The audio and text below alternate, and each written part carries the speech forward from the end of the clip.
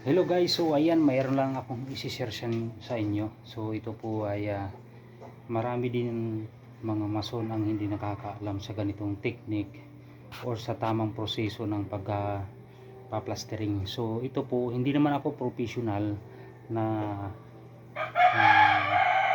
ano talaga, pero marunong ako. So may alam, kumbaga. So ganito po ang based sa mga na-experience ko at turo din ng mga veteranong mga nagpa-plastering.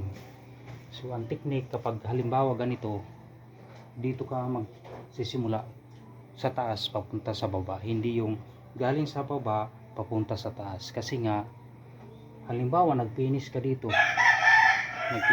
sa plastering mo, ito yung unang coating mo. So kailangan pag nagfinish ka, dito ka sa taas at dito mo tatapusin muna bago ka dito sa baba, para dito sa baba hindi po magkakaroon ng dumi or mga basa. So ganun po dapat ang technique.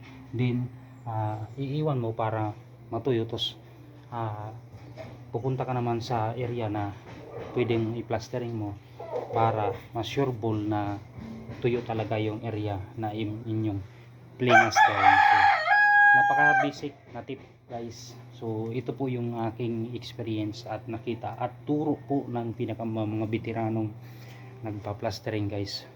So ang aking ngayon tatrabahuin, so isang bintana na yung maliit. So tapos na tayo dun sa mga bintana na yan, lahat yan tapos na, nakortihan na natin. So talagang talaga yan, mga trabaho yan guys, dahil nga kantuhan yan. So dalawang pertahan tapos na, tatlong bintana tapos na, pang-apat to last maliit. So ayan guys, thank you so much for watching. Ito lang po, napaka basic na tip sa inyo.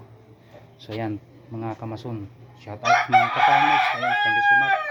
Ayan, so supportahan nyo lang guys yung aking mga videos at i-share yung aking mga videos. Thank you so much, like and share guys.